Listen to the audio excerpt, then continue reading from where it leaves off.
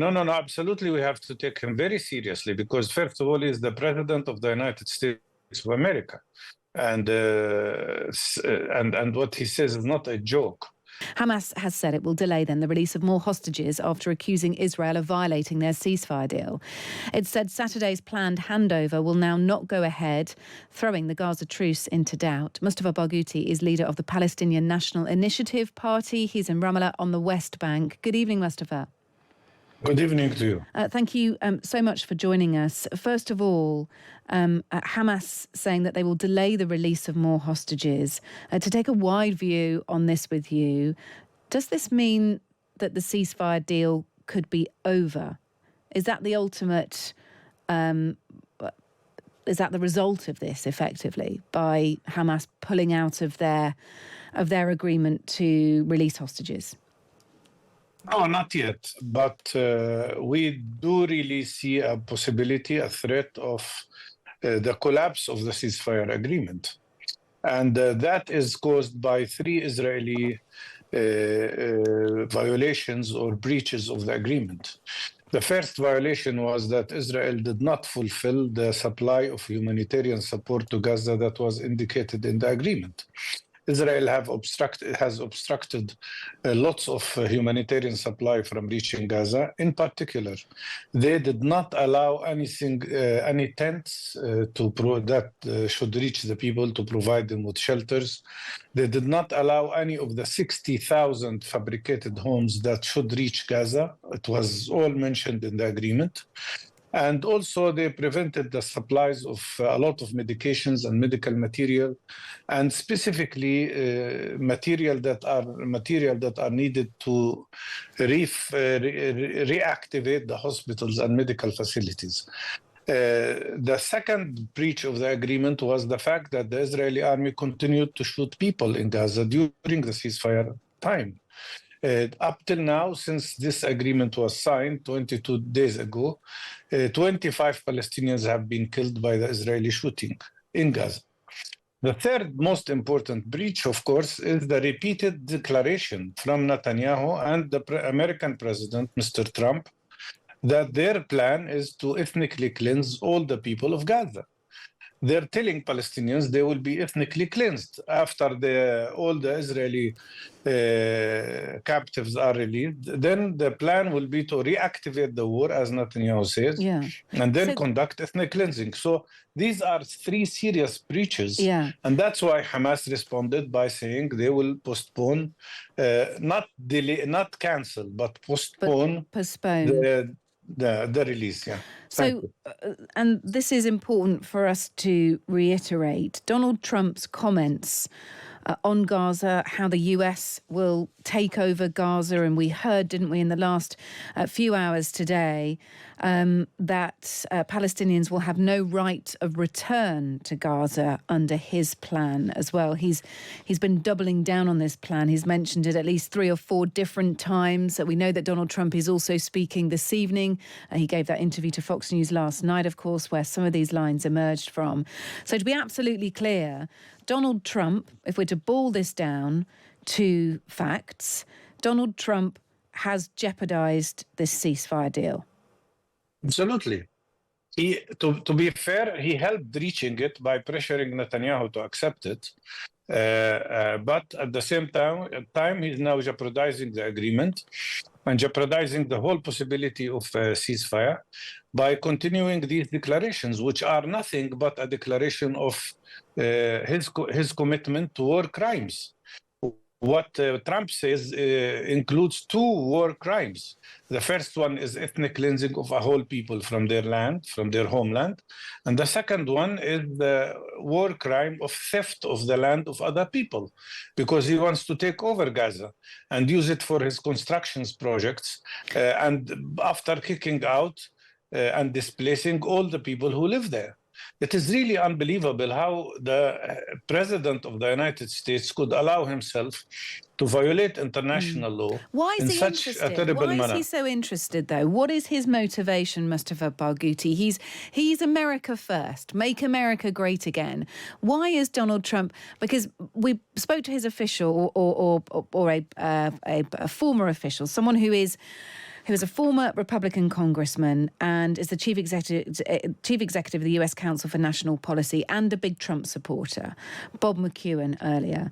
And Bob McEwen said this is just a negotiating tactic. He doesn't really want the Riviera of the Middle East. He doesn't really want to take on Gaza. This is all just about negotiation. This is all just about trying to force an end to this, trying to bring about a permanent solution and trying to impress upon some of the countries that surround Gaza to help out more, to provide more money for the area, which has been demolished after IDF troops, of course, have been intent on eradicating Hamas, which they have felt entitled to do because of October the 7th, I should say. But speaking to senior Republicans in America, they are not taking Donald Trump seriously.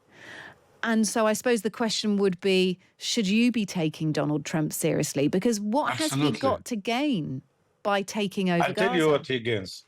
No, absolutely. We have to take him very seriously because, first of all, he's the president of the United States of America. And what he says is not a joke. And it's not, I think it's not a negotiating tactic or a maneuver. The risk of what he says is that he legitimizes the war crime that Netanyahu has been after during all this war. Netanyahu started this war to conduct ethnic cleansing of Gaza, and he failed. He couldn't. Even after bombarding Gaza with 86,000 tons of explosives. He will disagree with that, of course. He will say it was about avenging for the October 7th terror attack when 1,200 Israelis were killed. And that is the reason he says, and he will feel like, and actually many Western nations absolutely backed Israel's right to defend Israel and go after Hamas, who are a prescribed terror group in many Western countries, in retaliation. Now, where Gaza is at the moment is that it is nearly razed to the ground. It is uninhabitable in vast areas. Acceptable? And of course it's not acceptable, but then of course questions need to be asked about what next. And we've got a ceasefire deal in place, or still in place. It may be incredibly fragile at the moment, but there are different phases of that ceasefire deal that are designed to force Israeli troops to come out of the area, to talk about the rebuilding of Gaza and long-lasting peace. So all of that mechanism is in place. I suppose, again, why would Donald Trump want to interfere with that? He is America first. What has he got to gain from turning Gaza into the Riviera? Well, it is a question I don't think we've necessarily heard a rational answer to yet. But carry on, please. I think the rational answer is very simple. Trump is trying to support Netanyahu and his extremists, his fascist government, basically, by legitimizing the idea of ethnic cleansing of the Palestinian people. We've been ethnically cleansed back in 1948 when Israel was created, when 70% of the population of Palestine were displaced and became refugees. And 70% of the population of Gaza were already ethnically cleansed in 1948. So now they want to ethnically cleanse them completely.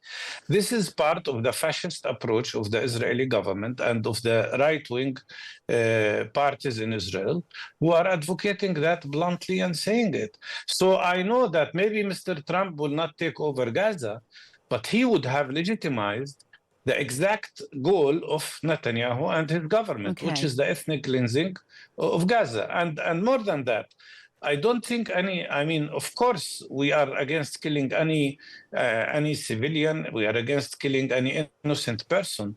But nothing in the world could justify killing 17,000 Palestinian children and erasing to the ground the whole of Gaza Strip. This is not in any way a legitimate reaction, even to the attacks that happened on the 7th of October. I think both of us would agree that the killing needs to stop, that Palestinians do need to be able to return home, despite what plans Donald Trump does or doesn't have for Gaza. That ceasefire deal is really important. It is really important in terms of securing the future of Gaza and allowing Palestinians to return home. And so I suppose the question then is, why would Hamas feel that they well, why would Hamas jeopardize it potentially? It is already incredibly fragile. And there is a risk that they're taking here by saying we're not going to release any more hostages. That immediately rose back from the ceasefire deal. They claim Israel's done the same. They're both again throwing insults at each other, accusing each other of, whether it's Donald Trump or Israel saying that the hostages released at the weekend look like Holocaust survivors, which is what Donald Trump said. We'll leave that contentious comment aside, but they did look in poor state and in poor health. And Of so course, I suppose because really why would... they were starved. You know who starved them?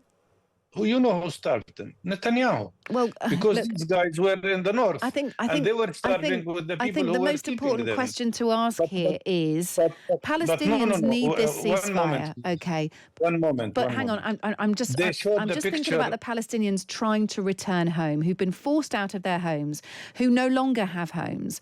And so what is the point of Hamas jeopardizing this already fragile deal if at the end of the day, the only people that it hurts, again, are the Palestinians?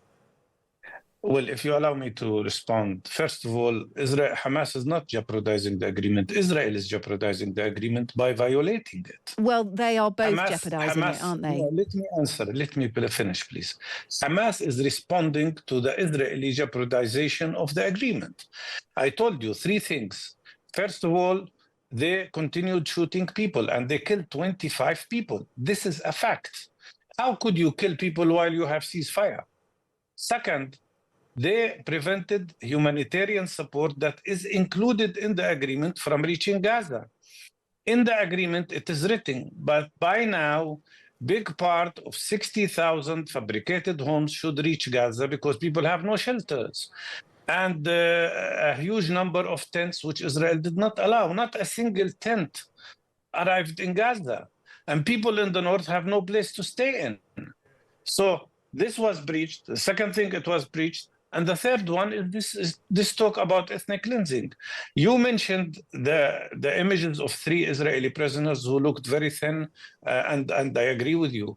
But nobody mentioned the fact that hundreds of Palestinian prisoners looked horrible when they came out of jail. Yes.